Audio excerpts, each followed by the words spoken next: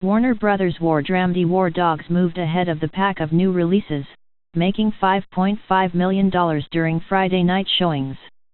Among the other two new wide releases, Focus Features animated movie Kubo and the Two Strings made $4.1 million on Friday, and Paramount and MGM's big-budget Ben-Hur made the same $4.1 million.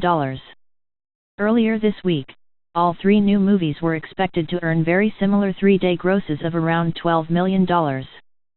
And now it looks like War Dogs will exceed initial expectations, moving closer to $15 million.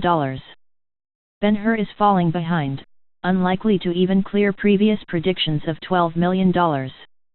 What sets the biblical epic apart from the pack is that it was made for a whole lot more money than this weekend's other two new wide releases.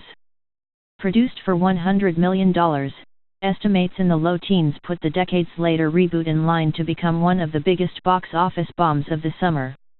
Paramount had previously set its opening closer to $20 million, perhaps wishful thinking. Animated feature Kubo, with a voice cast including Matthew McConaughey and Charlize Theron, is expected to end the weekend with roughly $12 million.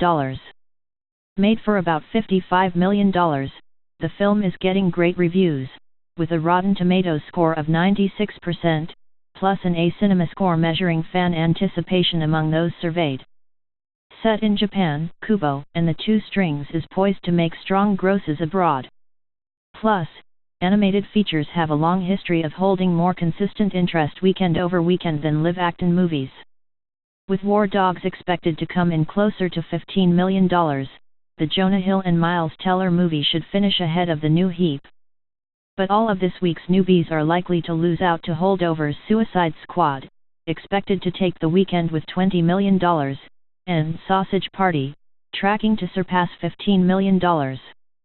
Opening in 3,084 locations, Ben-Hur stars Jack Huston, Toby Kebbell, Rodrigo Santoro, and Morgan Freeman in the epic story of Judah Ben-Hur, who flees his homeland after being falsely accused of treason only to come back years later to seek revenge.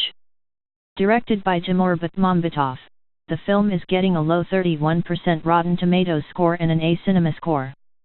Kubo, opening in 3,260 theaters, is about a boy's quest to unlock the secret of his legacy.